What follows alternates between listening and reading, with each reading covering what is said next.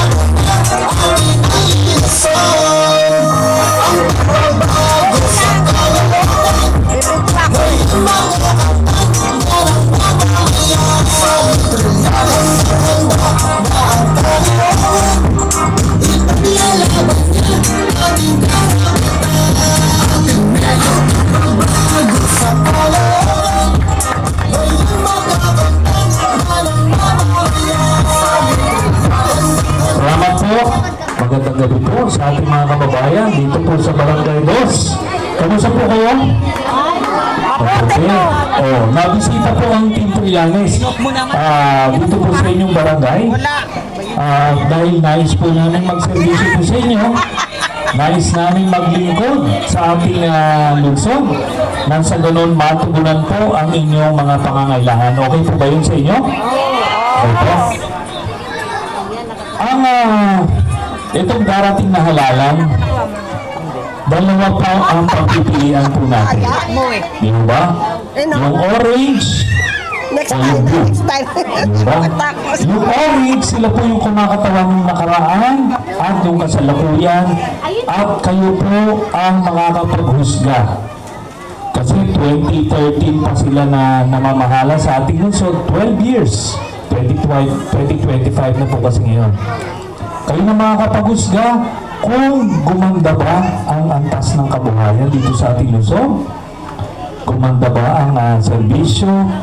Meron po ba kayong mga benepisyo? Yan po, di ba? Ngayon, ang Team Trillanes o ang Blue naman, sa kabilang banda, kami po ang kumakatawan ng pagbabago at kumakatawan ng hinaharap para sa ating lungsod. At ano po ang kaibahan ng Team Trillanes ng blue at orange? Ito po. Yung orange po, ang prioridad nila ay magpatayo ng mga malalaking mga gusali. Di ba? Yan yung kanilang prioridad.